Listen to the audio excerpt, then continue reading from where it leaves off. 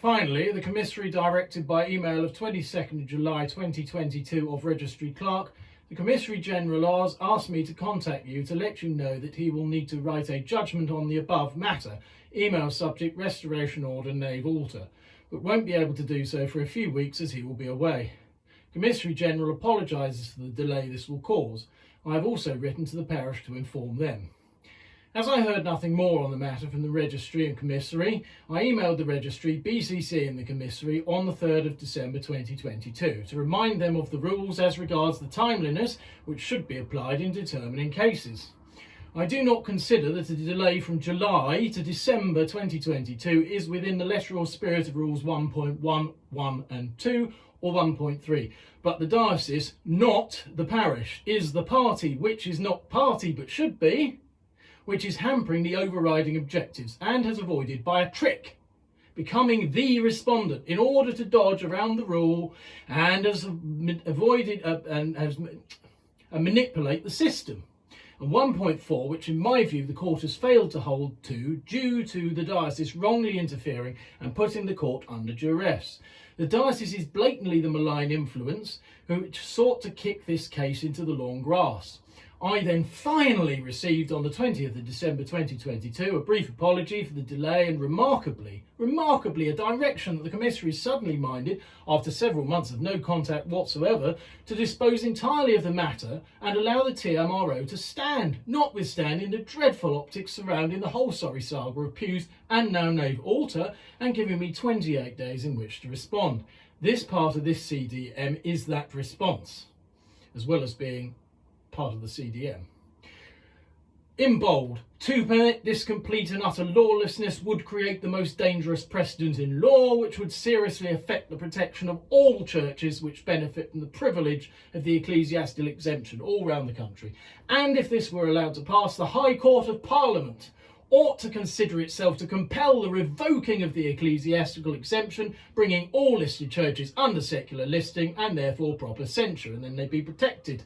The Church of England is institutionally dishonest and routinely disrespects the ecclesiastical exemption, my lived experience, and in my view it is neither competent nor honest enough to continue benefiting from it when it has misused its powers to destroy multitudes of church interiors over the past few decades. Absolute fact. Ashford, near here, being one of them, which I fought valiantly against.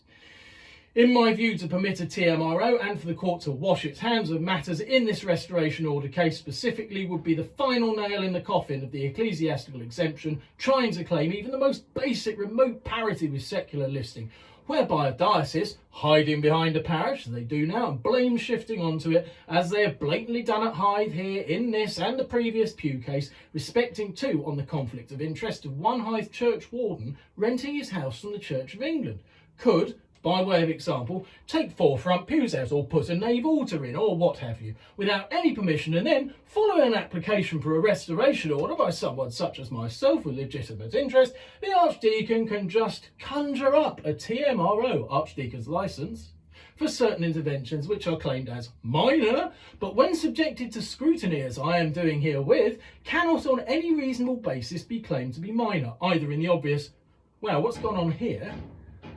Response to the alterations, whether instated only during service time or not, as here, of any reasonable impartial observer, nor in the massive and unwelcome radical alteration to the Hythe use we've known for decades, low-key Tractarian rituals, low-key, and liturgy used at what is known in contemporary terms these days as the Eucharistic prayer, but it's Holy Communion, the gospel procession, etc., and so to start a 24-month period all over again after law breaking for months and years prior, recalling that at Hythe the ultra-vires altar now in question was used ultra-vires on the chancel step for some 5 years before I applied for a restoration order. I have proven this already by a photograph of this altar, cited permanently as it was, of the 22nd of January 2017, time 7:15 p.m, after evensong, proving that the altar was a permanent block fixture in that spot entirely unlawfully for nearly double the 24 months which a TMRO licence should give, even if the intrusion of this item were genuinely minor, which I contend it is absolutely not. Over Christmas, this just gone, I have also discovered a post I wrote on Facebook on the 24th of December 2017, and I quote from the end of it. MB, today's so-called communion was invalid on account of it being illegally consecrated by a priestess, taint, and took place on a coffee table, my name for a Nave altar, by which I referred to the current Nave altar in contention, this very one, not another, as they've tried to claim, at the first chancel step, still in the nave in my view, but you can argue that's semantics. It's heresy and schism.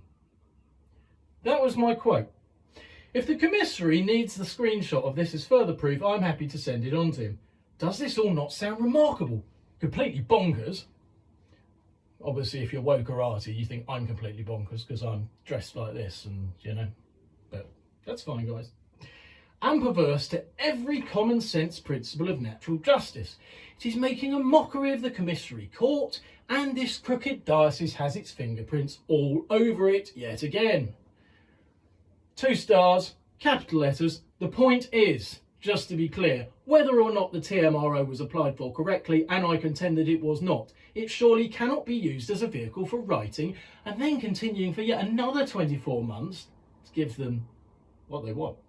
Past illegalities. If I allow this TMRO to be seen as legitimate, which it absolutely is not, granting a faculty to regularise it thereafter would be an easy matter, and without any consideration of the previous illegality which I have outlined continuously, because all a subsequent faculty would seek to do would be to make permanent that which has already been licensed.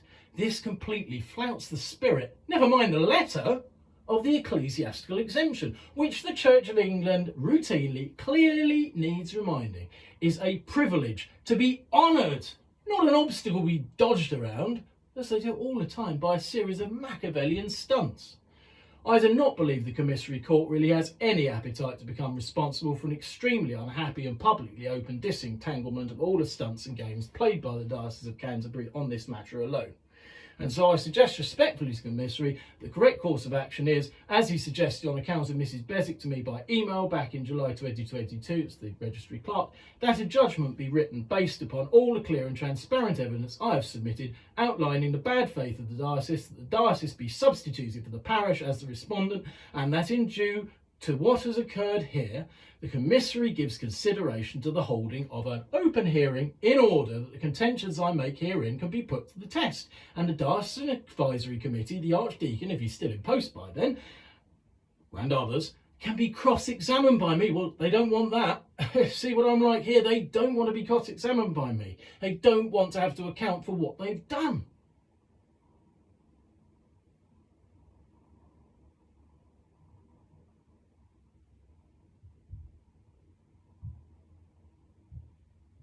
Under the direction of the commissary, of course, lost myself there, under the direction of the commissary, the cross-examination will be under the direction of the commissary, and that the light of truth may be shone upon the darkness of ignorance, and that the exemption of the Church of England itself emerges from it with an intact reputation. The truth fears no questioning. You can question me as much as you like. The diocese, of course, did not want a hearing because it would add considerably to the costs that they would end up having to pay to the court, because they shouldn't have done all of this. Well, they should have thought of that before they started playing all these stunts and tricks to try and gain unlawful advantage by lying and cheating their way around the place. Can't win? Just break the rules, put people under duress, lie, triangulate, blame shift your own conjured tricks onto the parish in the hope of turning people against the whistle-blowing applicant, me, to unlawful innovation. Tricks I have done my best to dodge for the duration of 2022, and they have been myriad from the diocese. They've tried everything against me. Just as they have done to keep a domestic abuse relationship going on, force marry the victim to the abuser, and still trying to cover it up. But that, of course, is criminal law, and the bold writing is now off. Chronology, the matter of the pews. The diocese started getting the locals to refer to them as benches to try and newspeak what they really are and minimise their importance. And I hope here that in retrospect the commissary would incline toward the judgment where a similar stunt to invent new descriptions, which seeks subliminally to reduce the importance of pews by word salad to gain advantage, as in recent Peter Sibston 2022, so it's a recent case, SEI 3. And I quote, I note that the petition is referred to shortened pews as pewlets. I will not, Indeed, if any petitioner chooses to use the word pewlick to refer to a shortened pew in any future application, they will have an uphill task persuading me to grant their petition. Close inverted commas. Which my previous restoration order saw reinstated, the pews at Hythe, that is, February last. It's intrinsically linked with this Nave altar nonsense here at Hythe as well, conjured by the diocese, so that though they may be separate cases, one settled already, to read one, that first one, in context without the other, this current one in contention, is to fail to appreciate the old diocesan tricks used, as they were, I've seen them all before, Ashford, Maidstone, All Saints, New Romney, and they're just the ones I'm involved in. They must do them everywhere and all across the country as well. No doubt it's a big COV idea. Noting that I had to contact the registry last year to report the unlawful use of a Nave altar at New Romney too. This now appears to have been removed with no TMRO applied for there. That the Hythe Nave altar is a reworking of the original plan to obtain faculty for such a ghastly, useless, and for nearly 5 years illegally instated on Chancel Steps Nave altar, after which the diocese would then try to get the G.E. Street 1875 pews removed anyway. That's all the pews in the nave, the ones we've still got, not the ones that were removed from the back. Seemingly, we're not sure. And the refusal of the diocese to desist in trying to ruin Hythe Parish Church, her mission and our identity expressed through long-standing choral, server and liturgical procession principles. 18th of November 2020, PCC minutes 7-2. And here's the proof that this was nothing to do with COVID distancing. There was a lengthy discussion, and I quote from them, there was a lengthy discussion about the removal and storage of pews in St Leonard's, and it was proposed by a member and seconded by a churchwarden that the parish should apply for a faculty to remove and dispose of the unadorned pews currently situated in St Leonard's, together with those already situated in storage elsewhere. Now, if you've read the Church Times report, oh, it was for COVID distancing. No, it wasn't. That was a lie. Thus, half the pews had already at this point been unlawfully removed from the building, and the respondents, doubtless under diocesan duress, lied to the court that the pews had been removed for COVID social distancing, as I just said. The commissary has chosen not to punish those who lied, or in fact even write the truth and facts of this into the judgment, that previous judgment, perhaps on strict orders of the diocese to whitewash the truth to protect the brand as usual. That the diocese interfering in the operation of the court can hardly be in doubt. Well, that's my view. They can try and prove otherwise. August 2021.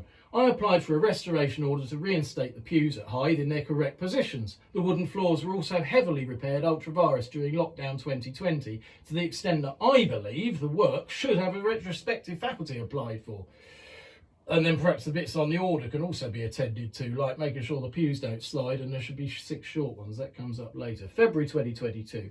The court finally issued a restoration order for the pews. We are now in January 2023, and as I just said, aspects of that order have still not been attended to. The floors have not been made safe so the pews do not slip. The third mayoral pew still slides on the floor and has had useless tiny plastic wedges fitted under which pop out, and it slides still. There are still only 5 short pews reinstated where there should be 6 according to the order. There has been no transparent accounting for money spent on ultra-virus works. Well, I haven't seen it. Surely the restoration order judgment should outline the restoration of funds, not just the kit, but the actual funds, which were spent on unlawful works too. Where was this money? You know, Charity Commission, hello, where are you? Works to the wooden floors, under the pews. Okay, you get your faculty, you got that sorted, but you need a faculty for it. Cost of illegally storing the pews for many months, that was illegal. So, you know, who paid for it, or, you know, but we need to know. Perhaps it was funded locally or whatever, perhaps some kind don't, but we need to know. Costs incurred for the work the registry had to do in this restoration order, which the diocese rightly had to pay. Or did they build a parish? Because they acted unlawfully. I believe this is misuse of the funds of a charity, aside from the web of lies and deceits woven in order to protect brand Diocese of Canterbury. You know, where's this money? Where is it? On the subject of money, the Charity Commission and everyone else reading this ought also to be alive to a £1 million benefaction recently left to the parish by kind former parishioner, and how the diocese might cause the parish to misuse this benefaction.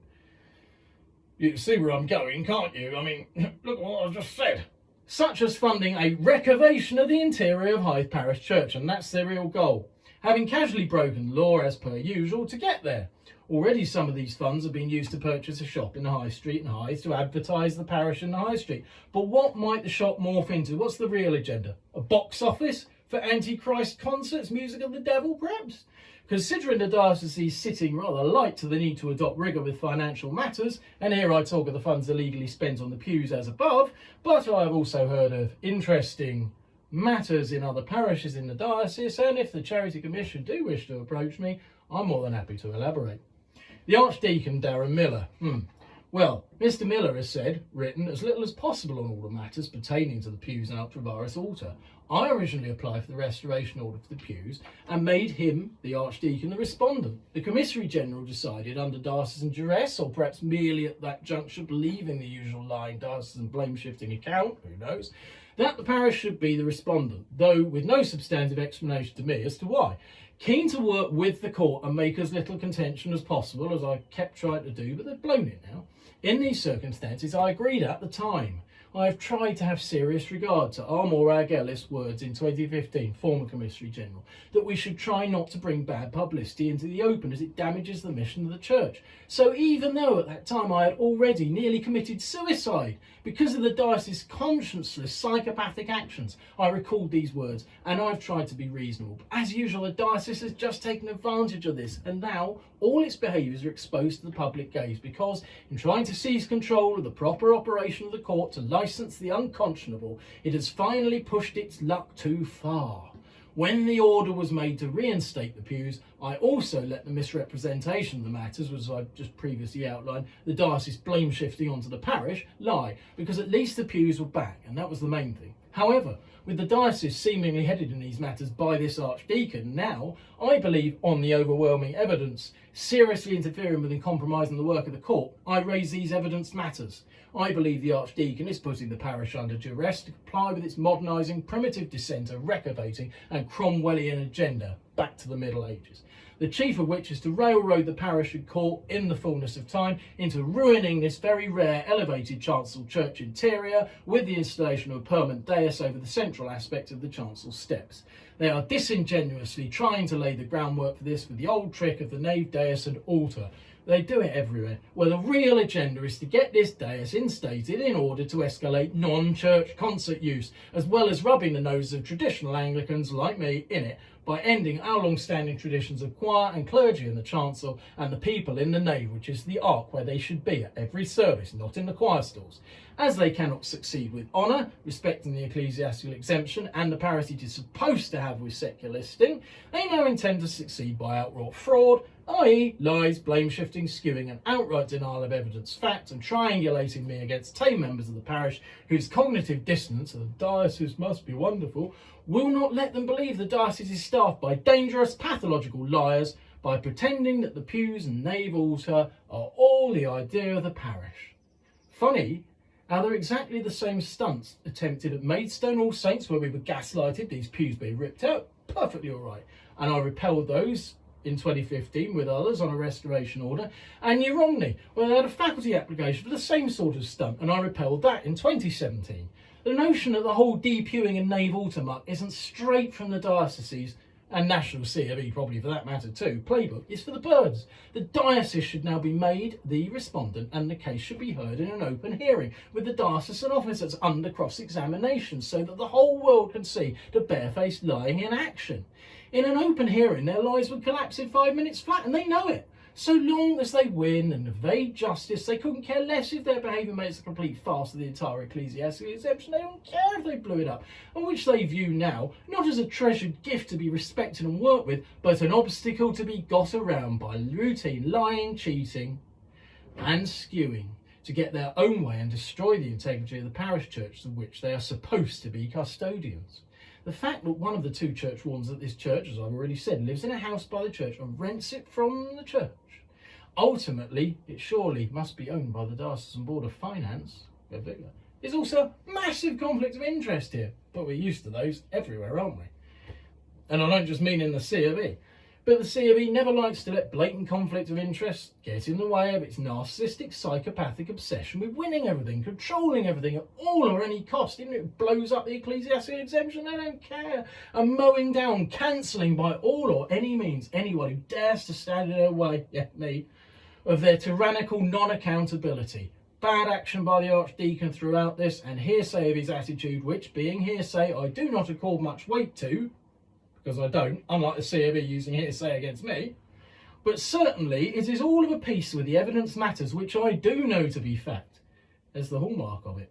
I call upon the archdeacon now to do the right thing and resign, or for Welby to sack him if he won't. It must also be recalled that the parish entered interregnum at the close of 2020, and the archdeacon took a service every month in this church during the interregnum when all these illegal works were going on.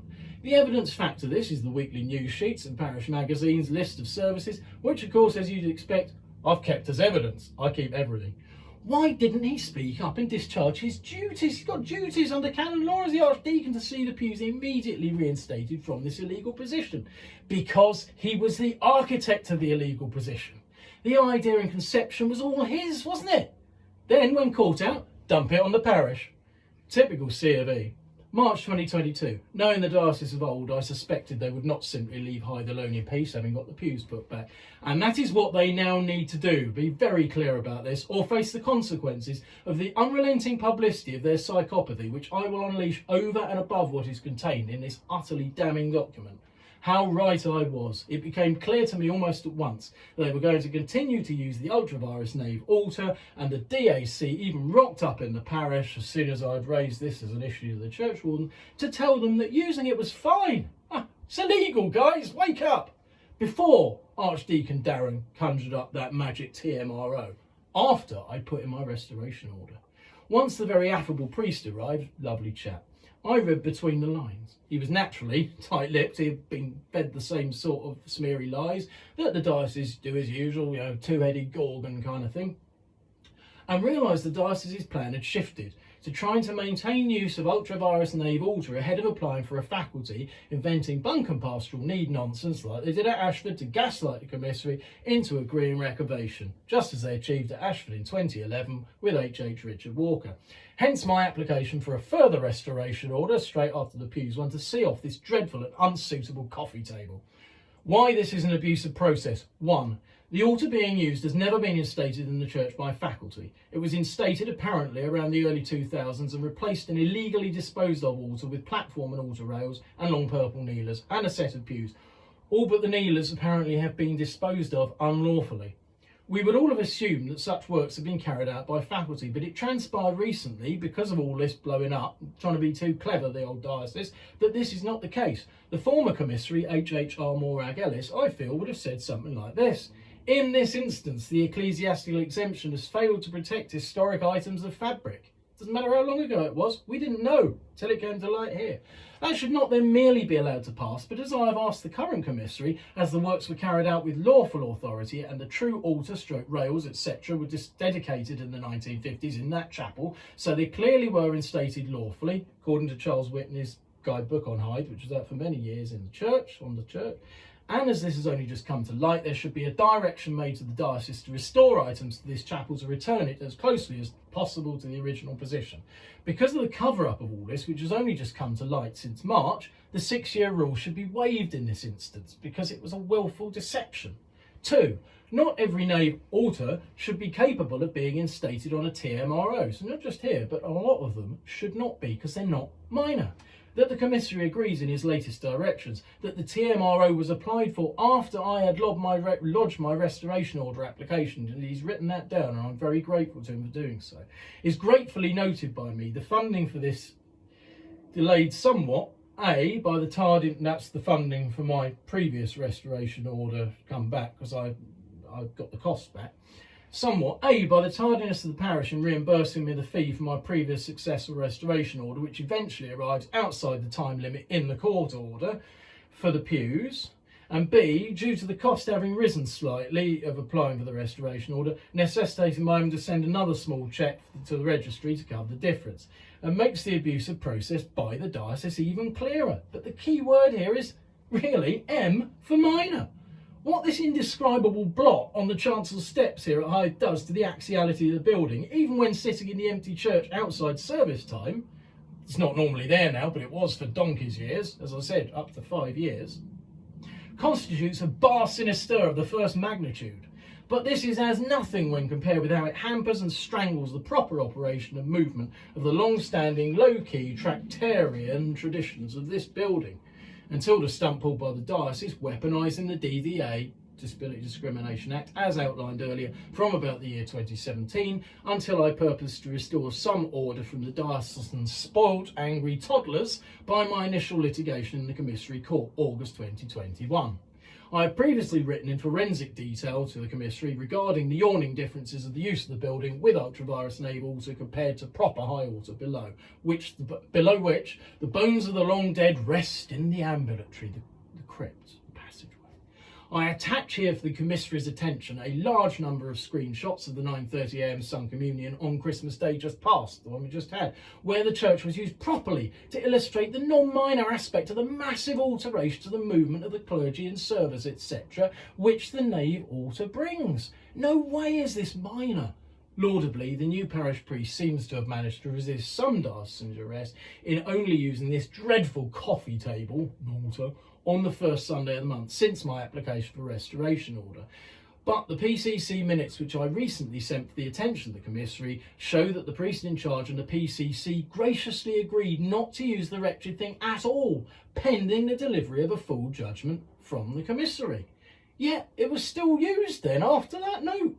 What is the most likely reason for this? Very odd, bearing in mind the utter conscienceless bad action, psychopathic and casual law breaking goes back to this Diocese of Canterbury over many years, and of which I have so much evidence. The answer, of course, is that both the parish priests, church wardens, especially bearing in mind, don't forget, one rents his house from the C of E, and PCC are entirely supplicant under the duress of the abusive Diocese of Canterbury. Everybody knows that this is how things work these days, and to accord any weight to the views of a parish priest without the pre-2011 parson's freehold, where they had complete free authority to, now bishop for line manager, is to deny the reality that all clergy under the new system are under duress of their diocese, and if they don't comply, they'll probably lose their parish, and if they push it too far, like I have, they might well find a pack of baseless smears against them dreamt up by weaponised Church of England safeguarding, which, certainly in this diocese, is staffed by those who display abusive behaviours. I will happily send even more evidence of it to anyone who needs. All clergy without the parson's freehold are entirely supplicant to their diocese.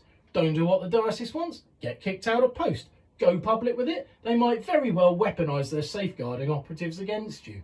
Done that to me already. So, for the Commissary to give any weight whatsoever to what our beloved Father in Christ, the priest in charge at Hythe, may claim he wants to do to keep the diocese sweet would be disingenuity at its finest. And here we come to the crux of the matter. What's really going on here is that the Diocese of Canterbury is seeking covertly, like the worst kind of coffee-swilling Islington poobah, to inflict and enforce its wacko, anti-orthodox, anti-1662 BCP doctrine and its every anti-tractarian visible expression on this lovely house of prayer. And why? Because despite the lies the diocese have told the parish to seduce them, do this and you'll remain a single parish benefice, this lot want to destroy the parish system.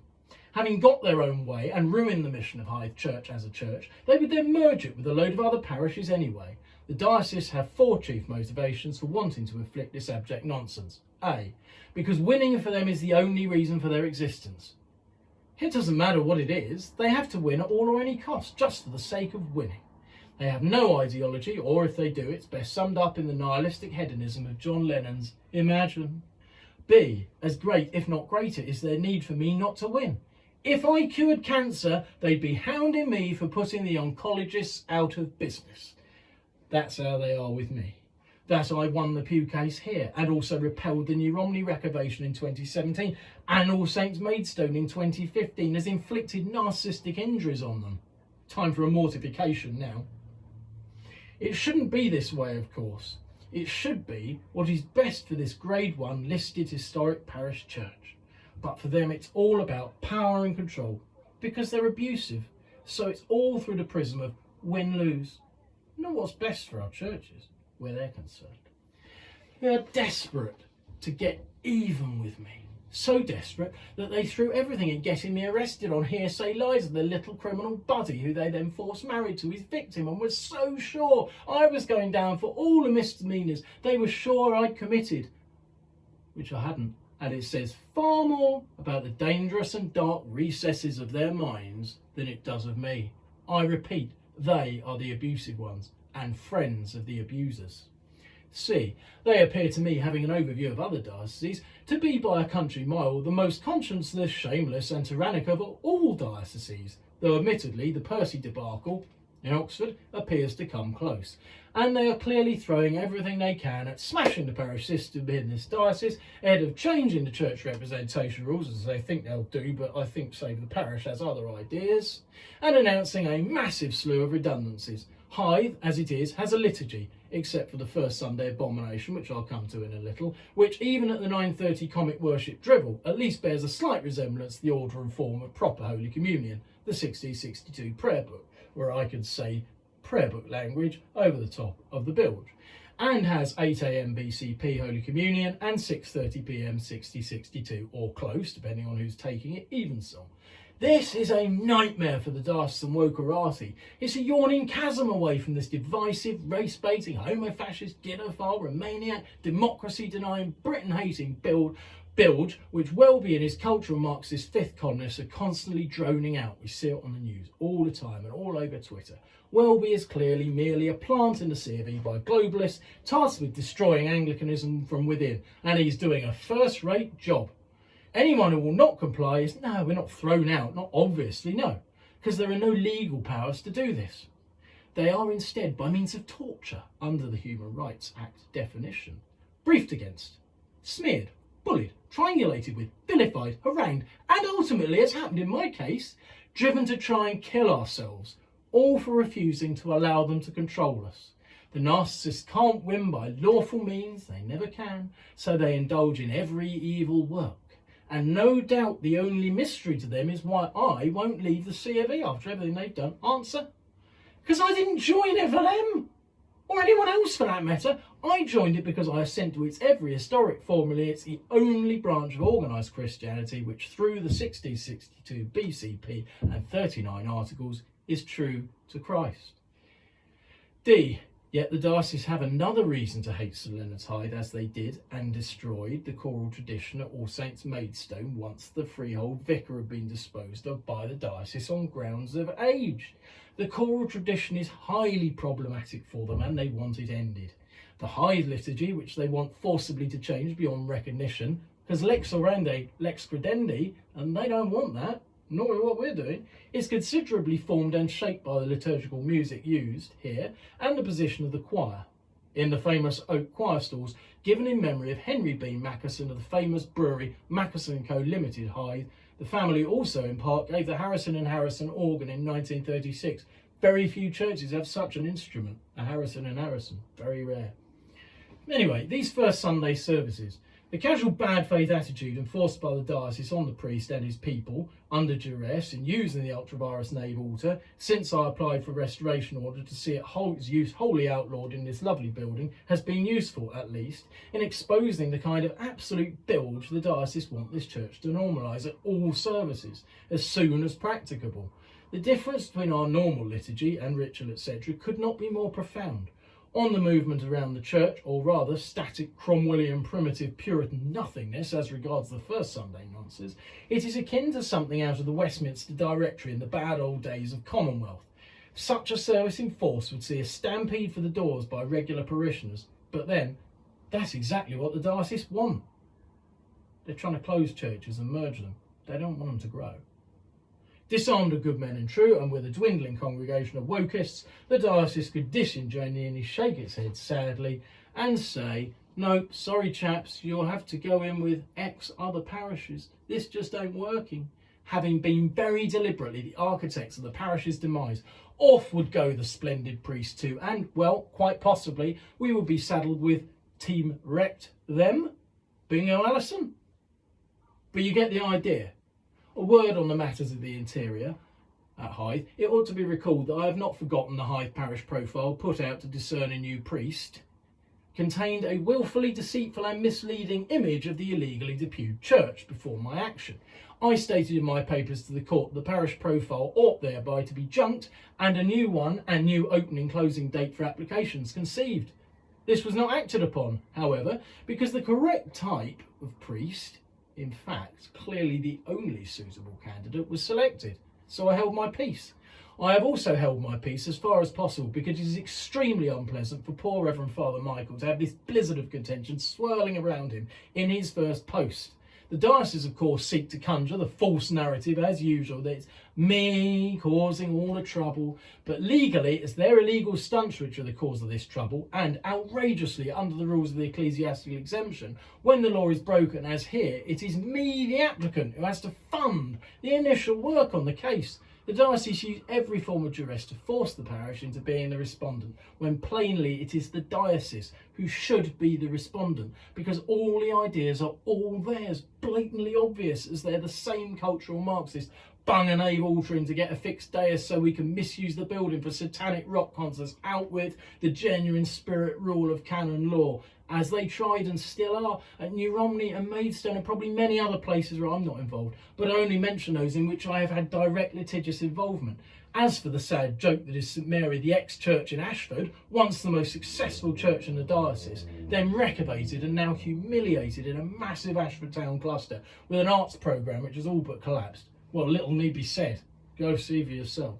Is this really the fate the parish of St Leonard Hyde wants for its church? Or will it wake up, finally smell the coffee, realise the diocese are a conscienceless pack of cancel culture criminal fascists, tell them to get their nose out of our village with their sneering Islington set anti-Christianity, and realise that if they follow the abusive conscienceless diocese's lead, they are walking straight to hell? We all pledge to support a bishop in all things lawful and honest. That is why I will not support this diocese or Welby's disciples, because they are neither lawful nor honest in their actions. So to conclude this section, which is most particularly the response to the Commissary General and the unwitting poor respondents as they stand, who shouldn't even be the respondents but have been weaponised as such on a trip by the diocese, this Nave altar is not a minor installation, either viewed outside service time when it utterly distracts from the high altar elevated chancel and triforia, when people should be focusing on that, or even more particularly during service time when it strangles and renders otiose. The proper use of the chancel is a precursor to trying to coercively control the choir out of their rightful stalls by diocesan duress, and largely thereby to disuse the stalls which already are wrongly used to seat the laity at the 8 AM Holy Communion and at evensongs when the choir is on holiday. An utter affront to the Mackerson family and the people of Hythe generally in disusing these stalls, a longer-term blatant plan to end the choral tradition altogether. Now, of course, if I predict this, every time I predict something, they won't do it, and that's the reason for predicting it. I know what they're up to, and now, oh, we weren't going to do that. I know they were, but they can't now because I predicted it. This is classic C of E playbook stuff. It's spiritual and emotional abuse against parishioners like me. Cursed is he that removeth his neighbour's landmark. The diocese have got their hands all over that in every parish, I think.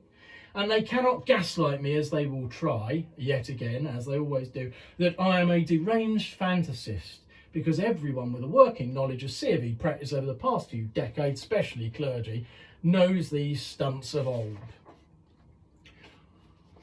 Not currently instated in the church by any lawful authority.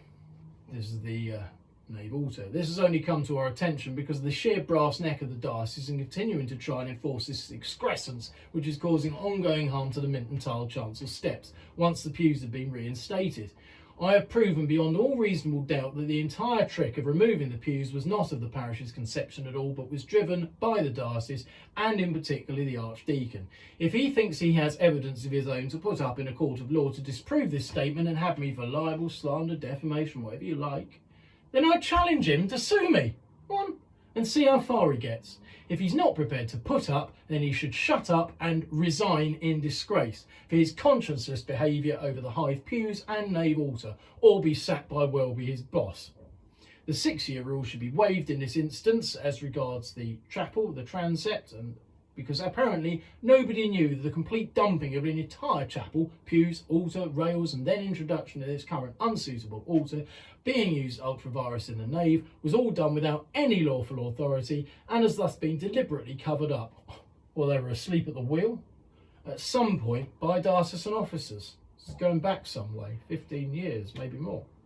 If only the diocese had desisted with its nave altar obsession after the pews are legally removed were reinstated by my restoration order, this failure of the ecclesiastical exemption to protect an entire chapel from disposal would probably have never come to light. just push their luck too far, and they do. The optics could not be worse, and the world is watching to see exactly whether or not the operation of the exemption now has any credence or credibility at all. To wash one's hands of the entire situation and let the dishonest Archdeacon Darren Miller get his own way would surely be an abject dereliction of duty.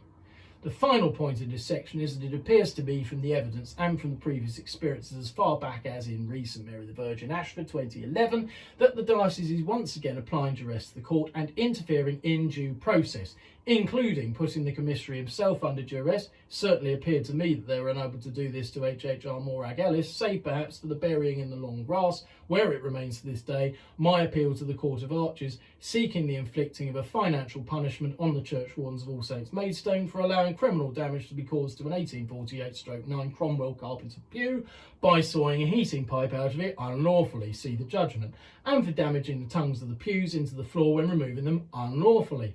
Had this appeal been heard and determined in my favour, it might have acted as some restraint to the diocese regarding its casual law-breaking this time in causing yet again unlawful removal of pews, etc.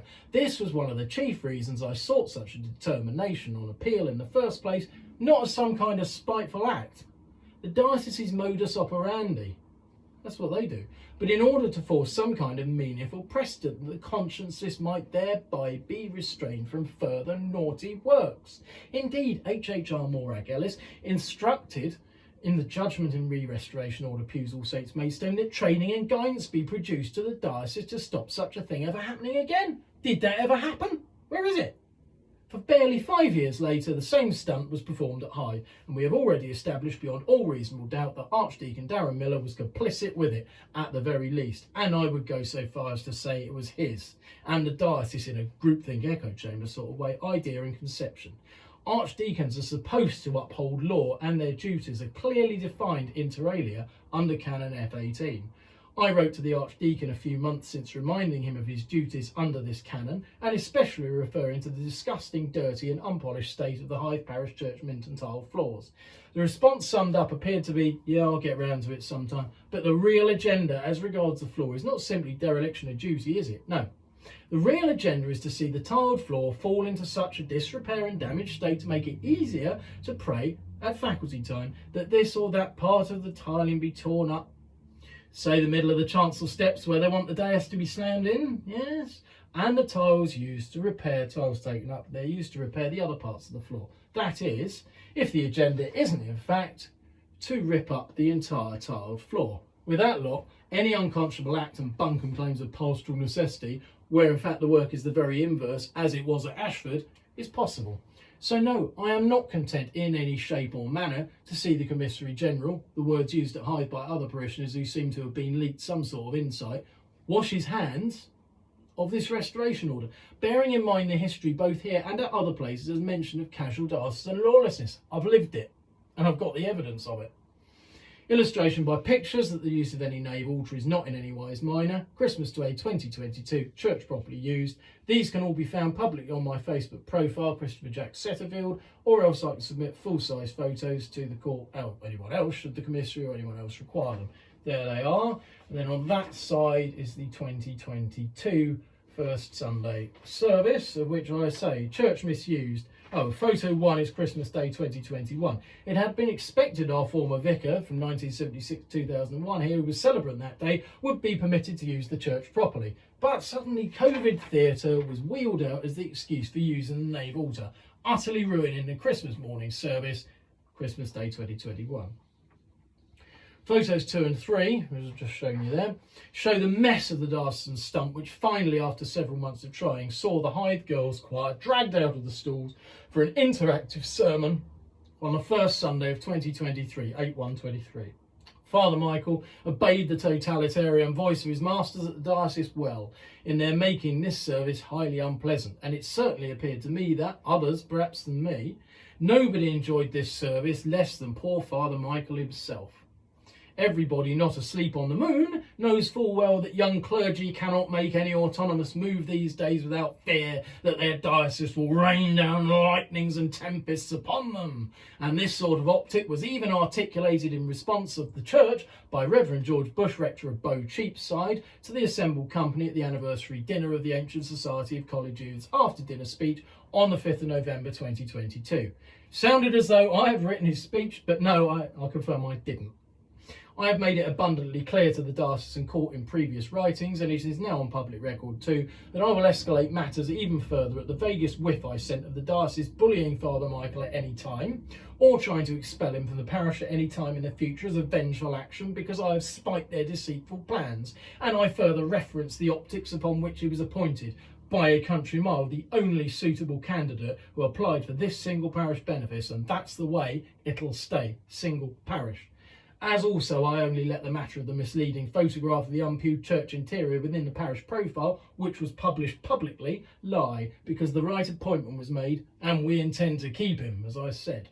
In advance of the service of 8th of January 23, I also contacted Father Michael in order to ensure he wasn't worried, in advance of having to ask me to move back a spot from the sitting I usually occupy at Gospel side front in the nave. I made my view of what is going on very clear, and he did not seek to enter any view of his own duress, which I say the diocese is putting him under. Best guide as to whether the diocese routinely puts folk under duress would be to consider their general behaviours over many years outlined through this document towards me, and in some cases others. I won't bother reading those emails out, but you can find them in there. And that is the end of that section. Section 3, Domestic Abuse and Forced Marriage of My Fiancée. Chronology.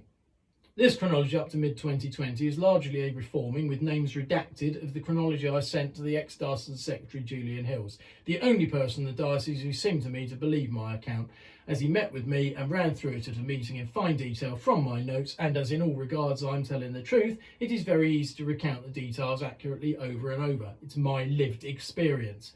This reformed chronology is bracketed. It would be interesting for the diocese to release his recommendations from the meeting he held with me, but doubtless they intend to withhold them as they have so far. In terms of the volume of material withheld, the verbatim of their covering letter of the 3rd of August 2022 to my GDPR request is illuminating. I'm not going to read that. You can read that for yourself in that page 22.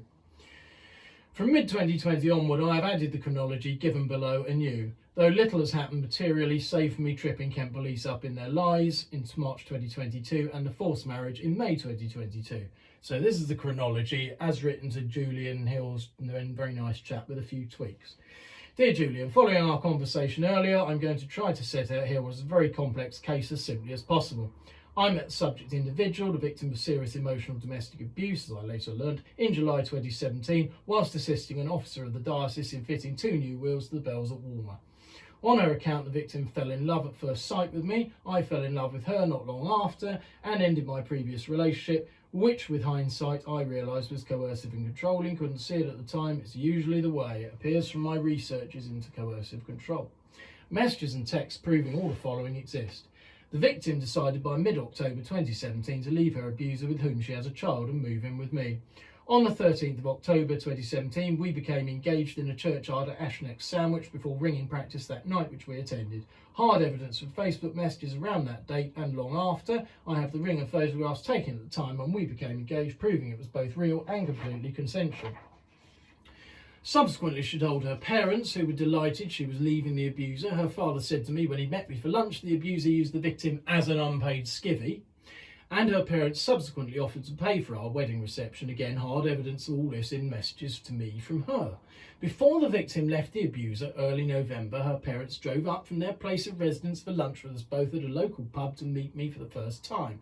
I can supply all the dates if necessary. Again, hard evidence of this. We also met up in Lewes, Sussex for a pub lunch while victim and her child were living with me. On both occasions, it was a very pleasant time and everyone got on well, though her father harangued me about getting a job. I'm a carer for my mother and I won't be guilted about that.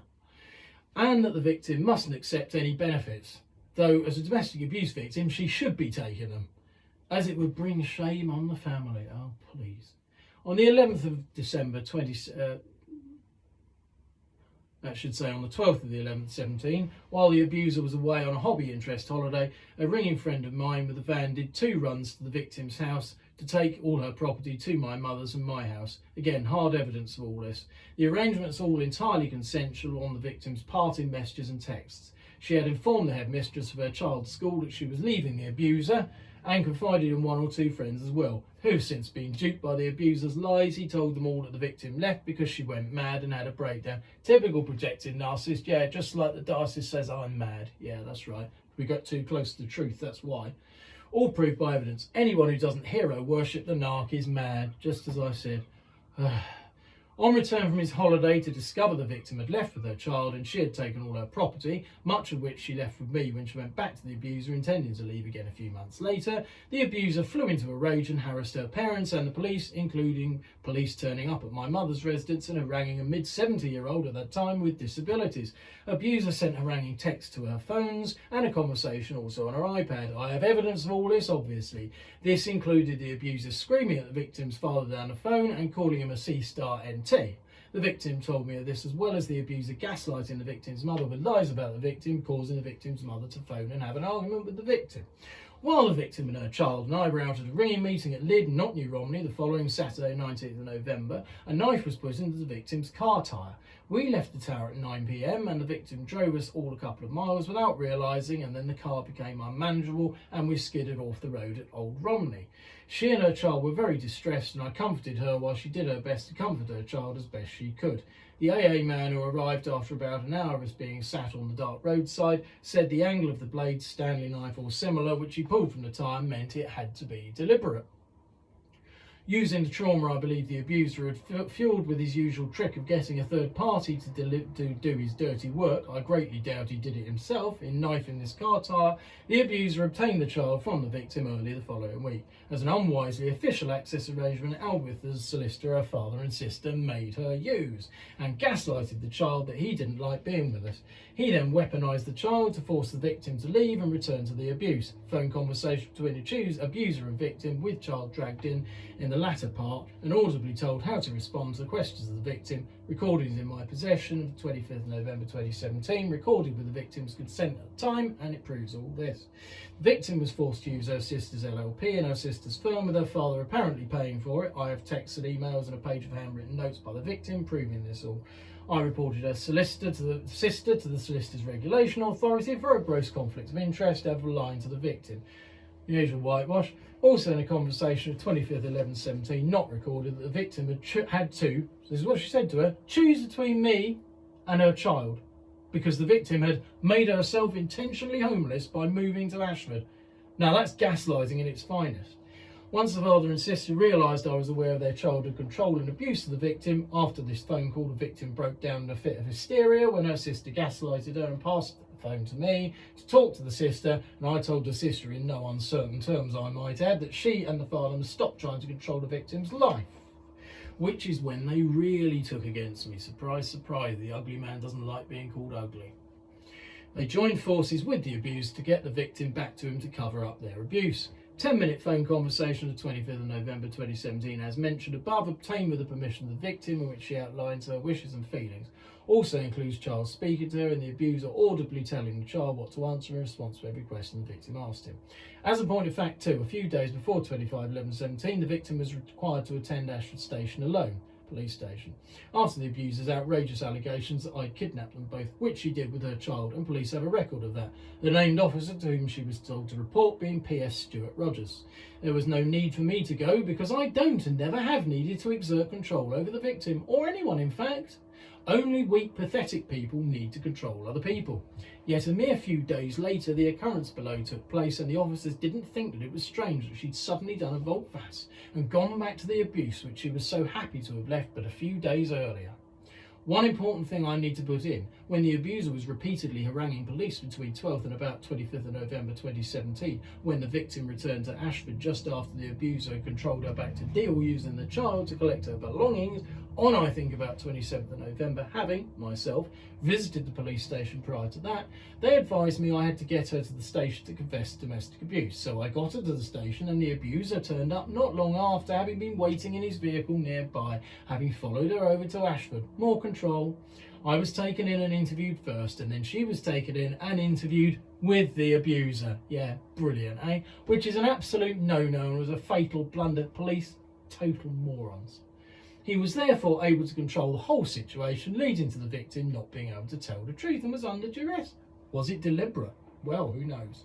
To make it worse, when they interviewed me alone and I played them the phone conversation mentioned above, which included the victim, who consented to the recording me and made, don't forget, telling the abuser, "I don't love you, N," more than once. This is the third time I've left and we're 15 years down the line, so there's something fundamentally wrong in our relationship. The abuser ignoring, gaslighting her, everything is fine, repeatedly, and taking over her and talking over her and accusing her of shouting when she wasn't. And you can hear he was, she wasn't.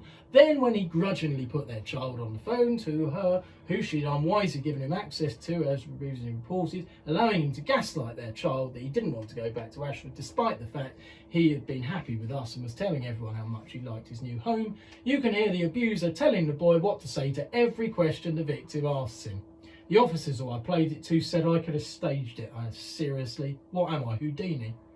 Corruption. And that it meant nothing. If this opportunity hadn't been missed, and another in May 2018, then none of this miserable and bodged tale need ever have happened. The child and victim would be nearly 3 years, now over 5 years, this was written back 2 years ago, this bit, into recovery. I wouldn't have been smoking myself to death since August 2018. I wouldn't nearly have committed suicide. I wouldn't have been wrongly arrested. Piles of public money wouldn't have been wasted. And a child wouldn't have had another 5 years, as I say, it's 5 years now, of his young life blighted by living in domestic abuse. The victim tried to leave the abuser again on the 7th of December 2017, but her father prevented her by saying she'd lose her half of the house. Again, I've got hard evidence of this in messages. On the 31st December 2017, the abuser proposed to the victim. She said no. Again, hard evidence in messages to me on New Year's Day 2018. Most, if not all, messages can be found in the attached messages evidence bundle, which isn't in public but is going to all the authorities. Abuser monitored and broke into the victim's phone, the contract of which he owned, numerous times between January and June 2018 at least, including calling me from it at 5:46 AM, 8th of June 2018. I kept a screenshot and the victim told me it wasn't her and had been deleted from her call log when she checked when we were at Folkestone. She showed me ringing practice a couple of days later. Stalked her and me using third parties in the car parks as we walked to the tower hand in hand when she came to ring at Ashford and Hythe with me in January that year. He impounded her car through most of December to stop her meeting me and used an excuse that it had a fault. His mate mechanic at the garage in Deal was in on this and used general control of her car and then took her away over Valentine's 2018 with their child and used that plus the child to get her to agree to be engaged to him. Again, hard evidence of all this in messages from her in this evidence bundle, which you won't see but they all will, and a Valentine card she gave me declaring her love for me forever only a few days before she was controlled, using guilting, shaming and emotional blackmail, weaponising their child to force her into accepting his marriage proposal.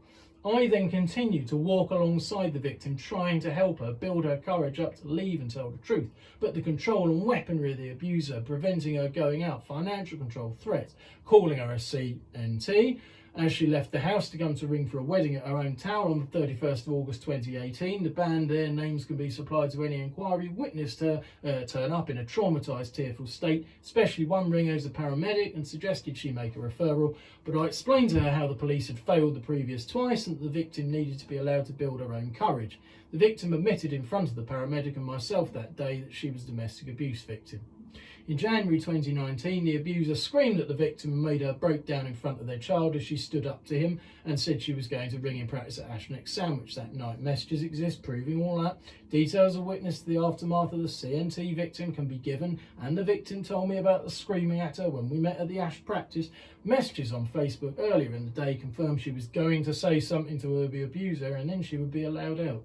I reported abuse to police again in May 2018, but the victim wouldn't confess and said she told them she'd be having nothing more to do with me. Of course, this didn't happen, and I continued to walk alongside her.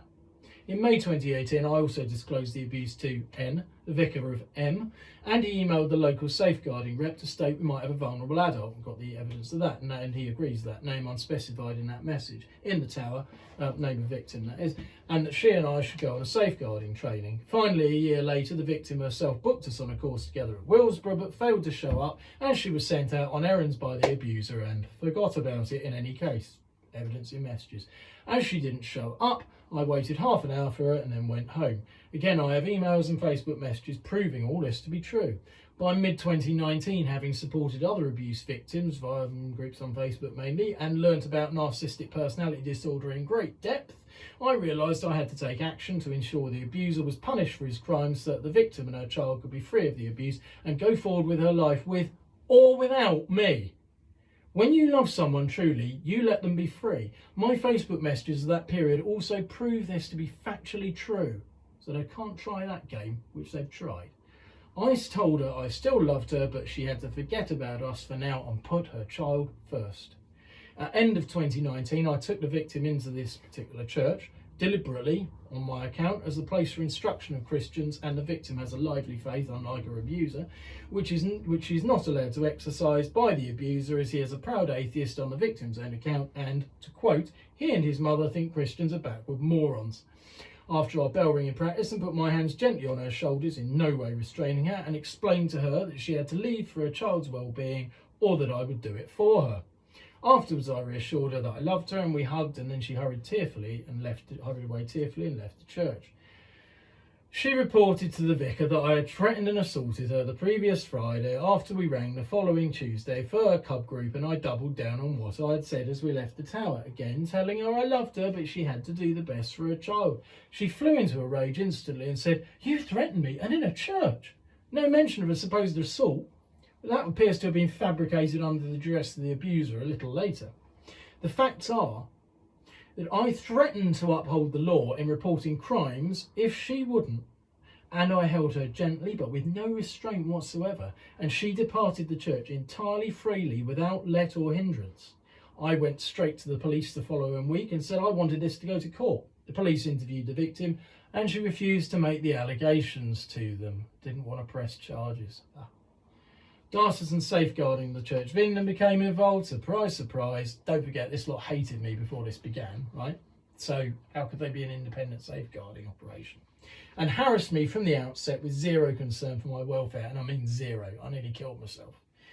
They sent emails around all the churches I was involved in to try and dig up some dirt, albeit with my permission, because what did I have to hide? Nothing. But some of the captains of the tower said to me at the time they felt it was a witch hunt against me and didn't like the tone of written and oral communications from the diocese pertaining to their investigations of me, and I'm told they responded to the diocese in such terms. One also contacted the victim directly against my advice. They told me they were going to, and I said it was up to them, but I certainly wasn't inviting them to, and Facebook messages exist which prove this. Obviously there was nothing against me, so then they tried to dig even more dirt that doesn't exist. They were also thereby assisting concurrently in controlling the victim more and helping the abuser, because they take no evidence from me, which, as outlined in this chronology, puts a wholly different complexion on matters, as does my unblemished record, despite previous attempts by the diocese to invent false smears, such as Burmarsh in 2012, of teaching ringers, including vulnerable adults and children, for over 20 years. All my messages to the victim and how she and I were observed together by those we rang with at various towers, and the one practice at Canterbury Cathedral she managed to fight her way out to on 9th of August 2018. Photo and video evidence exist of that, where she admitted to the captain of another tower that she had been banned by silent treatment of the abuser, weaponised from ever ringing at that tower again, which she loved, her favourite practice night. Evidence of her message confirming this is in the evidence bundle. The captain reported that occurrence to the police and also to the diocese. Zero response. But still, nothing has been done to investigate. Safeguarding ordered the victim to block me on Facebook, which she did, but then she unblocked me so she could see my posts and movements. When Diocesan Safeguarding found out when Fiona Coombs met me and disclosed this, they harangued her to block me again. Fiona Coombs also told me I should block the victim. The victim has abandonment issues from a life of control both by her father and sister and the abuse and probably others, and was also bullied at public school and bullied out of her last job.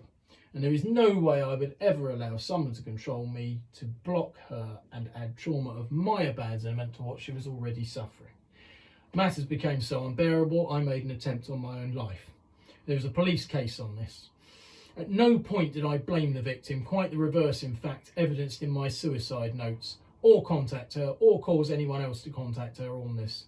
I made clear that it was the actions of the police and Darstons safeguarding and not the victim's fault. I just wanted to be gone. It was just too much to bear, having the police and safeguarding colluding with this abuser. I wrote in some of my suicide notes too that no one was to cast any blame on the victim, as she is the victim. The police have all that, and only the threat of a court order mid-2022 has forced them to release it to my solicitor in the case, where they are my defendant. And I have copies of my notes as I sent them electronically before I went to end my life. As I have recently discovered, Darstons safeguarding and likely other axe-grinding characters and organisations then reported me to the police for stalking and harassment on the fictitious account of the abuser and the lying guff about me making death threats to try and harass him and the victim and being so scared of me. Yeah, right. Only because he suspects, and is right, I have enough evidence of his thuggery to sink a battleship. The police and safeguarding both having failed to take any evidence from me 5 years later, this is still the case. I was wrongfully arrested 9 AM 13th of March 2020 for stalking and harassment on a report by Darstons safeguarding and perhaps others, which they took as hard fact from the hearsay account of the abuser, which was a pack of lies, and the police wrongfully took my phones and invaded the privacy of 6 years of my digital life. Few have as much right to hold their heads high as I do after all that was interrogated, and they had not one thing on me.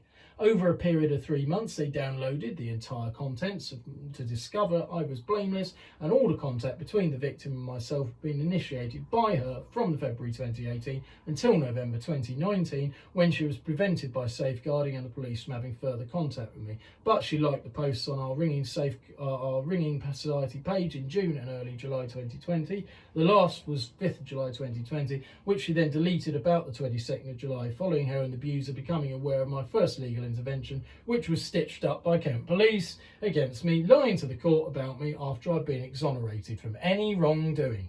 They since repeated those smears in an email which was copied to MPs by them, willfully defaming my character to members of Parliament thereby, at which point I made a crime report to Kent Police accusing them of having committed the crime of perverting the course of public justice thereby, which they entirely failed to respond to. Funny that, which has led to me instructing a law firm against them in progress. And also changed her profile picture to Towers She Loves and our ringing performances together, and put her hen night photo back up and other photos of her constrained and captive existence up. I have a trail of evidence of this, as it leaves one on my notifications. This destruction of evidence by her will have been occasioned by the visit of the process server attending the residence of the manipulation ship. The police also failed to inform me that they had RUI'd me at some juncture. They accept that. So I was left on bail without my phones for the whole of first lockdown, 3 months, not long after having tried to end my life due to all the foregoing. By May, June, July 2020, prior to my action as above, the victim thought that the litigation danger had passed, and so started liking my posts again as a form of connection, as mentioned. This was a tool we'd worked out as early as mid-2018 we could use to communicate our care for each other without her feeling constrained to hide away somewhere so she could message me and then risk getting caught by the abuser or seen by their child, who is used by the abuser to observe the victim's movements and report anything back to the abuser. Classic domestic abuse. I am also aware that the banns have been read for the proposed wedding to the abuser. That was back in 2020 before this lockdown knocked it off.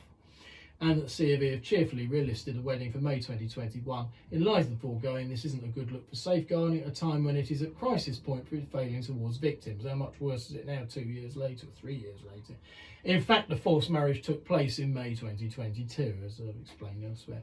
There was apparently a police investigation opened again in regard to my complaints of my treatment, including my evidence being ignored by safeguarding and the police for over 2 years, and the crimes of stalking and harassment against both myself and the victim, as outlined above, and passed to the police as evidence from the victim's messages. However, this proved to be yet another delaying tactic stunt by Kent Police and led nowhere. I had to attend the victim's local tower practices each Friday in disguise to protect the victim from being noticed in the local area by the network of cronies of the abuser who he had stationed around and about to spy. I only started and taught a band at this tower for the good of the victim, at her request, and I've got email evidence to prove that, and at great cost of trauma and time to myself, meaning a long bus ride every Friday and back, and meant I was out from 10 AM to 3:30 PM, all for an hour and a half practice. then to be so despicably maltreated by safeguarding after all my efforts both here and at many other churches in the Belfry and in church choirs over so long is absolutely disgraceful, but I doubt many will have any conscience over it and will only be sad that I've been proven again to be a truth teller. All of this teaching and ringing at the local tower from February 2018 to November 2019, I did so the victim would have some local ringers to ring with to try and give her some ringing to look forward to once a week, and of course to oblige the vicar, as he seems a good chap to my knowledge, and as ever to ring out God's truth. Weaponised safeguarding have yet again destroyed the team we created here with their lies and smears and justice perversions. But with every night taken up with ringing, losing most of my daytime Friday was a considerable sacrifice for me and my mother. As a traditional Christian, I cleave to the precepts of the 1662 and AV Bible, which is why the Church of England hate me, aside from my refusal to let them wrongly control me. Their main reason for hating me. I am no less a miserable sinner than anyone else, so just remember that. This isn't I'm holier than thou, I'm perfect, right? Not my own faults. Having the same struggle with sin and temptation that we all do, but at least I keep within the law, so long as it does not require me to act against God's law, because I'm a Christian. Judeo-Christian values.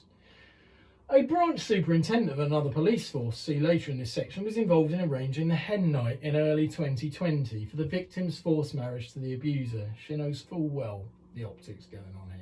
And I have made clear that I believe she's interfered in this case to try and stop police investigating. The victim told me about this superintendent and others being tasked by the abuser to arrange the hen night when the victim met me at ringing practice at Ashneck Sandwich on the evening of 25th of May 2018. Again, evidenced by messages. There's a section below where I name and shame this superintendent. Superintendent Amy Clements, Chiltern Branch. As to relief remedy, back in 2020, I suggested that Diocesan Safeguarding and the police work together, and if Diocesan Safeguarding had not yet passed any details to police, they should do so. As I said, I spoke to Elizabeth Goddard of the National Church Safeguarding team earlier on the day of this criminology, and I was grateful for her taking it seriously. She took notes and was going to email those to the retired Diocesan Secretary the following week. I was also awaiting a call back from the National Safeguarding Bishop of Huddersfield at the time, which of course never materialised.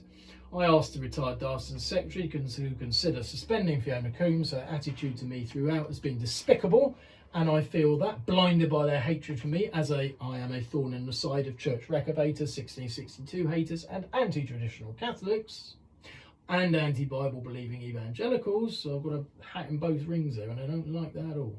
Safeguarding were convinced as fact that I must be the abusive and evil one.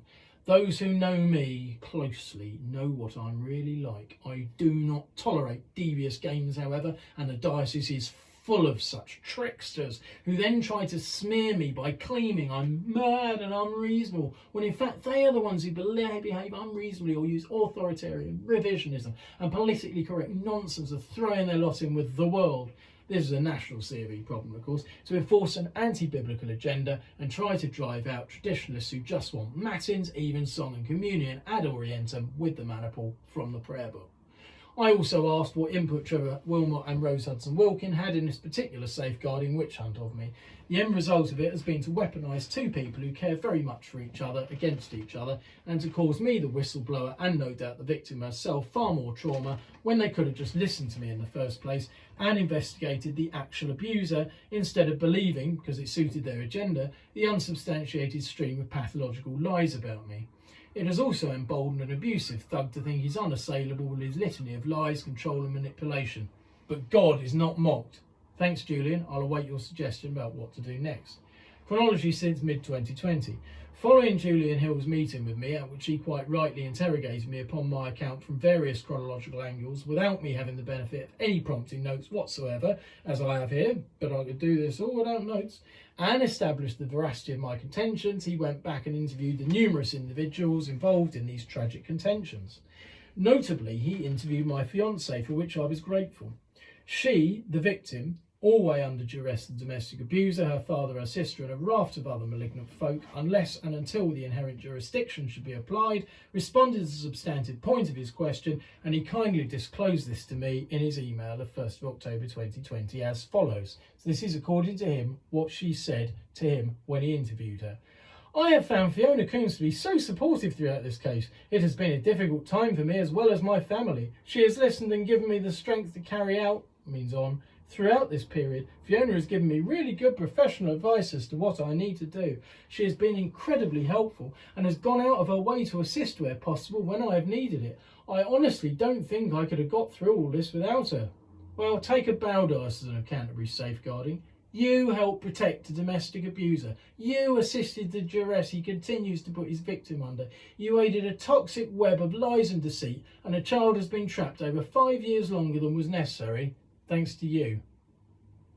Further in that email, Julian Hills interviewed Fiona Coombs, and this was a laughable response to the point I made about her refusal to take anything of my substantive material evidence, and instead to prefer hearsay, false allegation made by my fiancée against me under the duress of the criminal abuser, which Kent Police had trapped her with. One useful aspect is that at least Fiona Coombs has confessed within this that she totally ignored my true allegations and blame shifts the whole matter onto Kent Police Social Services. Okay, let the blame shifting game begin then, shall we? When I interviewed Fiona Coombs, I specifically asked her about these matters, and she replied that she made it clear to you, oh yeah, here we do agree, that you should take your allegations of domestic abuse to the police, although you question the victim's reliability as a witness, because she's under duress. Hello? Fiona made clear that she was not collecting evidence for the domestic abuse allegations, as that was for the social services and police to follow up. Yeah, where are they? 5 years later. Her remit was to follow up the victim's allegations against you, which happened in a church context. She did, however, speak to the police, oh yeah, don't we know it, eh, about your allegations, and it was made clear to her that you had made these allegations to the police before, and they'd found no evidence of the abuse that you alleged, because Kent Police were on the cover-up, refusing to take it, and they're still there now. I continue to muddle along as a broken mess through 2021, repeatedly emailing MPs, police and the church vendor to give every opportunity to deal with matters. Every day I awoke and wished I were dead. Quite frankly, there's no word of a lie. People know it. I said it at the time. Which perhaps some reading the above chronology might now understand a bit better. My life was left a smoking ruin by a massive corruption conspiracy, and I had to exist in the knowledge that my fiancée and her child were continuing to have to live in 24/7 abuse at the hands of a criminal who everyone was busily engaged in covering up for and refusing to take the masses of evidence, which they still are now to date. The death of Reverend Father Alan Griffin by suicide in November 2020, when I became aware of it, profoundly affected me, as it still does. I will always think, perhaps if I succeeded in killing myself, not only might the truth of the abuse of my fiancée and her child come out, and the abuser in prison, and she and her child set free, which was at least part of my reasoning in my hopeless suicidal state, but adding to my misery was the thought that perhaps if I'd killed myself in February 2020, the heat might have been taken off Father Griffin and he might not therefore have ended his life. However, by a fluke in March 2022, I tripped up Kent Police and obtained the hard evidence of what I already knew, just didn't have evidence of it. They were covering up for the abuser. At once I reported them to themselves, as the crime report was mentioned earlier, for perverting the course of justice. Since that point, the suicidal ideation I'd clung to, but didn't act upon, largely due to the covenant and promise I made with my best friend after I recovered a little from my active suicidal ideation in February 2020. That this country has been taken over by insane communist totalitarians rebadged as woke. And fifth columnist of the first magnitude does still make me wish I'd succeeded in exterminating myself in February 2020, to be honest. This country is, I don't recognise it. And I'm sure this at least is one thing which Welby and I can agree we both wish had happened then, my death. His problem solved, my problem solved too. It's highly probable, in fact almost a certainty, that Kent Police did not disclose Canterbury Diocese Safeguarding in March 2022, that I tripped them up in their lies. Diocese of Canterbury by this time are obviously throwing themselves into compounding their unconscionable abuse and keeping a victim trapped in a manipulationship with a child trapped within that, as proven above thanks to now retired ex-Diocese Secretary Julian Hill's email to me of 1st of October 2020, by the ultimate final crowning act of humiliation of the victim and exalting of the criminal thug, which I firmly believe, due to the number of clergy and local safeguarding officers' escalation of checking my welfare in the aftermath of the forced marriage having been performed by, and thus with the ultimate sanction and literal blessing of this Diocese of Canterbury. Sorts of ringers sent there and everything as well. Yeah, it was great, really nice. Was intended to drive me off the edge, to do a proper job and kill myself for certain around that time, in order that they all escaped any liability, which is right here now, and could dupe any coroner into Cooper was unhinged, how very sad, next narrative. Had I not caught Kent Police out by this juncture, that eventuality might have been a possibility, but it's hard to say. That this was the intention, however, is of absolutely no doubt in my mind. I realise the jury might well not find that to be the case on balance of probability, but I'll never shift from that certainty in my mind. It's a measure of how much the Diocese of Canterbury hate me, hate those they can't control. They want me dead, so that I cannot tell out the truth of what they have done. The 2022 debacle outlined below was, I believe, a further attempt to torture me, in the hope that forced marriage coupled with that would completely tip me off the edge. The clergy and safeguarding officers were clearly very shocked when I took learning of the forced marriage event so well, and since it occurred I have been drip feeding a certain amount of evidence with redactions into the public domain via public Facebook posts on my account, just to see what kind of action might be forthcoming, as well as to warn the initiated not to tangle themselves up in the mess as many had before. Only one parish has been silly enough to make a positive manoeuvre against me, Borden, Kent. This has not a little to do with the parish priest's antipathy toward me, because I do not assent in any way to the disregarding or repeal of Lambeth 1.10. The C of E likes to paint the narrative that I'm a homophobe, despite having many homosexual friends and having worked with many homosexual priests over the years, including one sponsoring me who I thought was the best priest I'd ever worked with, who are first and foremost, he's gone to Rome now, who are first and foremost people of a good intention. We may disagree on matters of human sexuality, but I tolerate their position and they tolerate that I disagree with it. That's how the country used to work. That's how Britain used to work before the wokerati loonies hijacked the national thought. You don't agree with me, you hate me. Get lost. The epitome of the tyranny, the tiny minority. So it must be borne in mind that I've made crystal clear what the diocese has done via public Facebook posts for 8 months, which have had a wide readership since the divorce marriage took place, and there's been no response to my factual statements and evidence from anyone, especially including the forced marrier or the diocese or indeed the National C of E, to these statements of fact. Now, this extensive document throws these factual statements of mine via Facebook into full context for the public gaze. The C of ESL now either have to put up by taking me to court or shut up and try to continue the unaccountable say-nothing approach which they so love.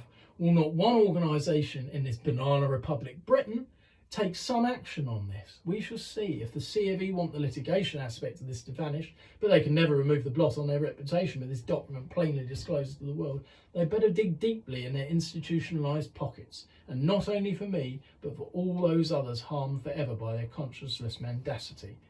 Now to Superintendent Amy Clements. I've maintained anonymity for many of the characters here and mentioned in order solely to protect my fiancée, or else I should in all respects have named names. But one name very much needs to face the light of notoriety, and if she thinks herself so high, then let her assemble a base of lawyers to launch an attack. After all, being apparently a former barrister, she should have no shortage of friends to call in the favours from. This individual became involved back in November 2017, though thankfully I have never had the displeasure of meeting her. That she works for Thames Valley Police should be of not little interest. Read article of 17th November 2022, there's a link in the text. Little surprise really that the force needs to improve its vetting process with this one in the mix. It seems to believe that it is entitled to hold a somewhat covert, unlisted in search results since I made a whitewash complaint about it to Plod, another whitewash, Facebook account, as well as being a consummate conscienceless Romaniac as evidenced, and you can read that one yourself on page 30. It also seeks to overthrow capitalism, as referenced by this recent thread of conversation, the 5th of November 2022 on Facebook, and of course the donation was to that hard left charity, the Trussell Trust. There it is, it's on page 31, you can read that. So it's clearly still active on this covert account, and it still has this 24th of June 2016 anti-Brexit rank clearly visible publicly to anyone who can find it.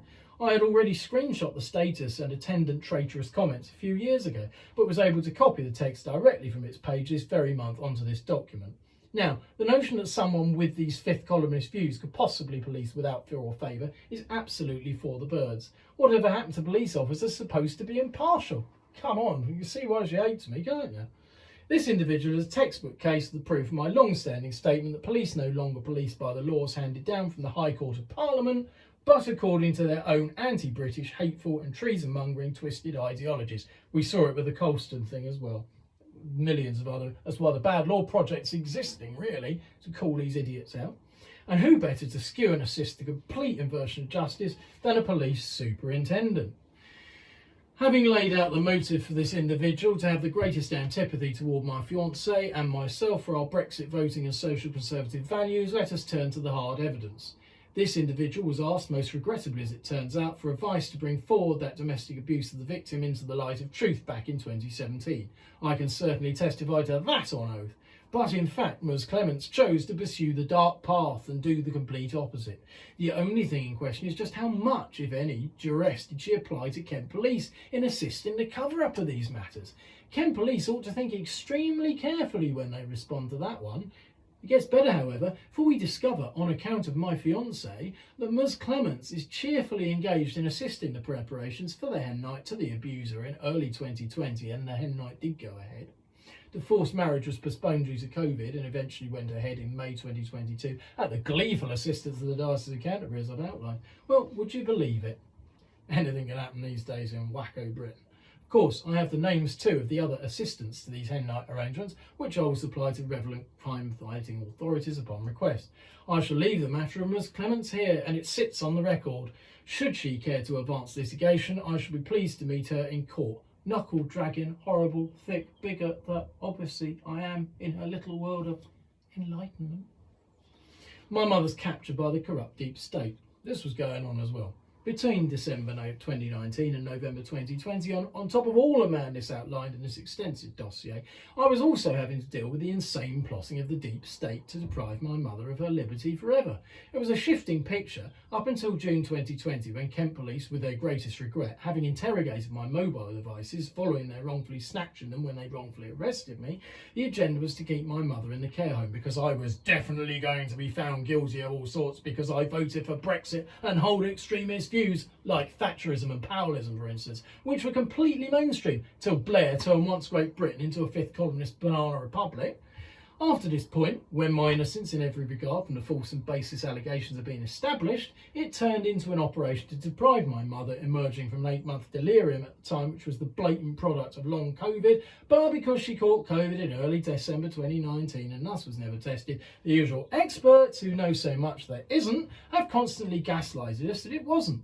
Of her rightful liberty, to the extent that when their dodgy DOL, deprivation of liberty goons, slapped the dolls on her, I was constrained, with zero support, all alone, to bone up on the aspects of the Mental Capacity Act 2005 I didn't know about.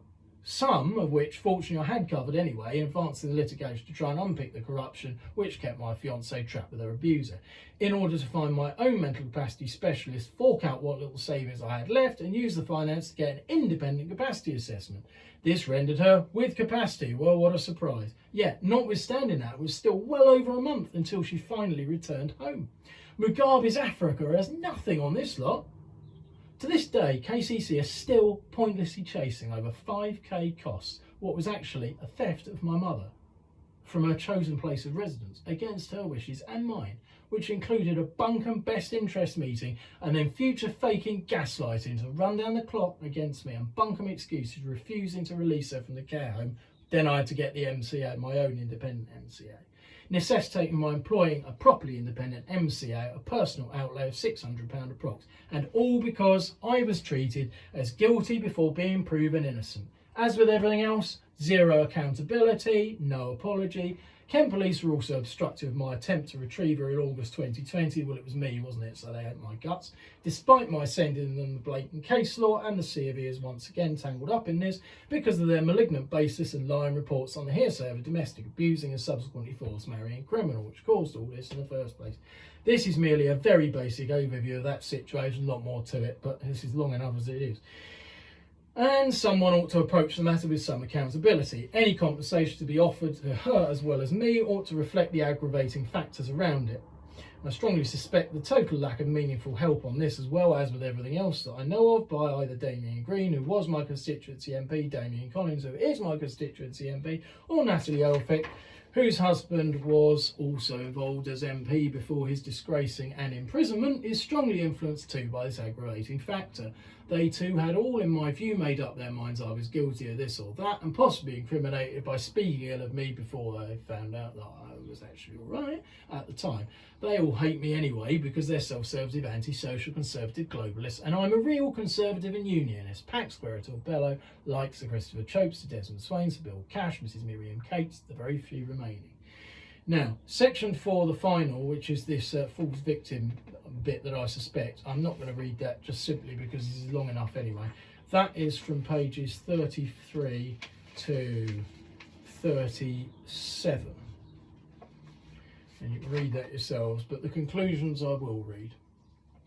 Conclusions, this is page 38. In early summer 2022, I applied under GDPR regulations to obtain my data from the C of E to reveal exactly what the diocese and others have been up to. The diocesan secretary confirmed that the volume of material was so extensive that they had to hire another member of staff to conduct the work. Yet what I received was not extensive, and clearly the vast majority was not released as so many folk did not want to become liable for consequences arising from their conscience and in some cases unlawful actions against me. To try to continue false narratives and repeatedly bear false witness against me. A subversion of public justice. My view is that the refusal to release so much is yet further evidence of the diocese's conspiracy to pervert the course of public justice against me and to protect the domestic abuser and forced marrier. In the material which I did obtain, I was able to read some redacted material as it had been done with a rather tired black marker pen, and I could read my fiance's name in at least one entry. I reported this to the current diocesan secretary, and hopefully he was aware that he needed to report that alleged data breach to the ICO, though I've heard nothing from them at all.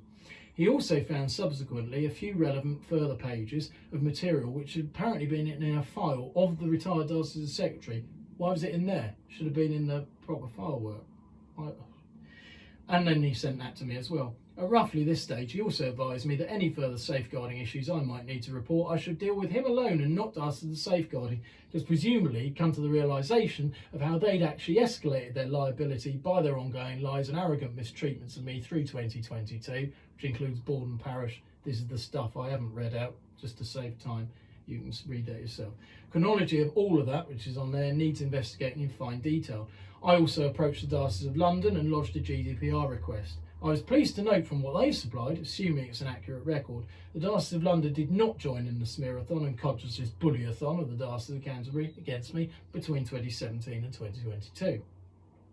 Though it was quite a revelation to me to discover that my pursuit of ordination by the diocese in Fulham in about 2014-15 was turned down because of the restoration order I and others applied for at All Saints Maidstone, Diocese of Canterbury, to have 4 1849 Cromwell carpets and pews illegally removed from the floor there in 2015 reinstated.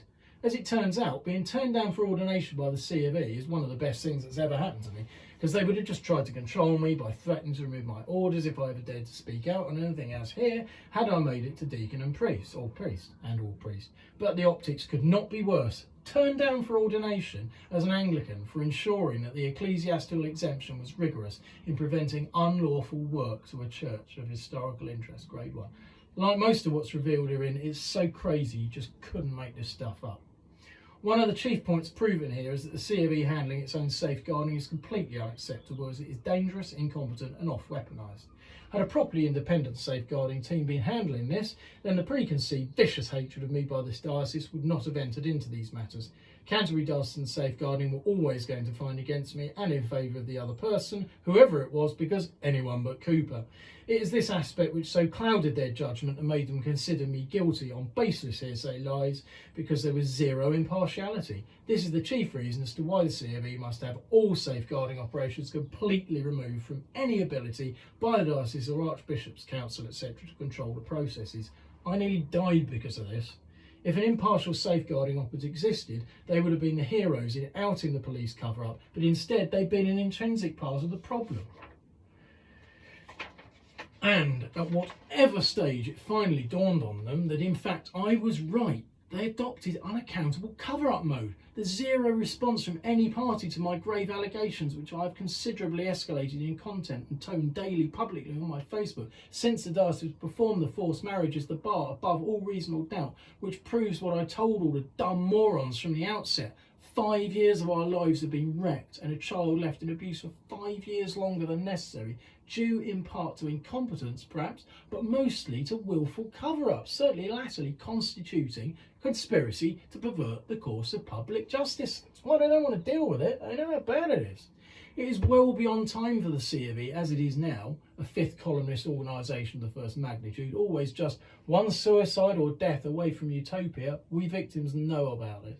Be woken up, stand accountable for its satanic and conscienceless actions, and change beyond recognition back into an organisation which focuses on the parish system as its heart, chief objective, with clergy all required to swear assent to the 39 Articles of Religion, and the prayer book. I haven't written that, but it should be. Woke must be utterly excised from this entire organisation and seen for the rampant antichrist cancer it is.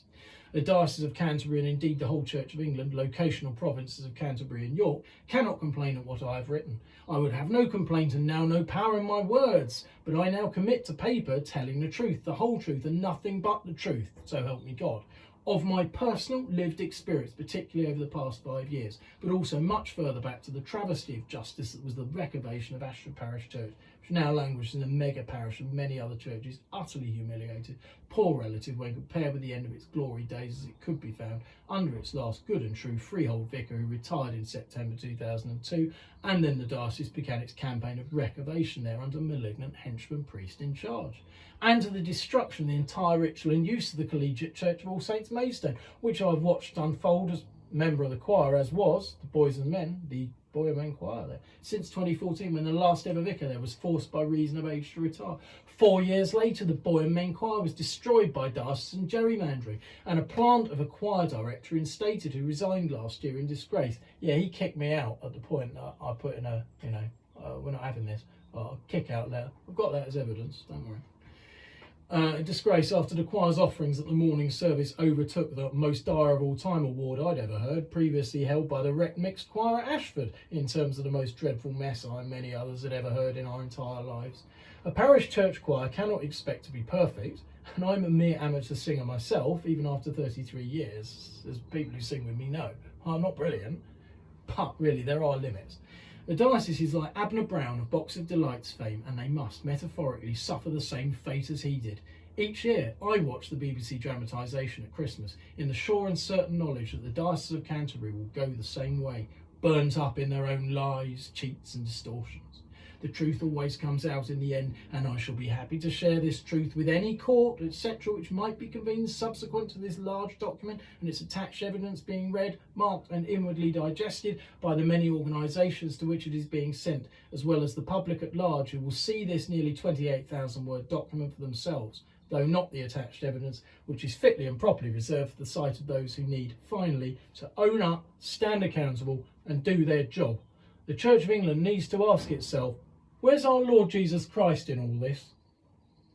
God's word for all their craft and force, one moment will not linger, but spite of hell shall have its course, 'tis written by his finger. And though they take our life, goods, honour, children, wife, yet is their profit small, these things shall vanish all. The city of God remaineth. I believe the facts stated in that witness statement, which forms CDM application response to petitioners in recent Leonard Hythe, Kent, Nave, Alter, and general report to such as the Ecclesiastical Law Society, the Cabinet Office, Home Office, Attorney General, Save the Parish, etc., are true. Clearly, I wouldn't be publishing it in all the earth abroad if I didn't. So help me God. Signed by me, this Sunday, January the 15th, 2023, the second Sunday after the Epiphany.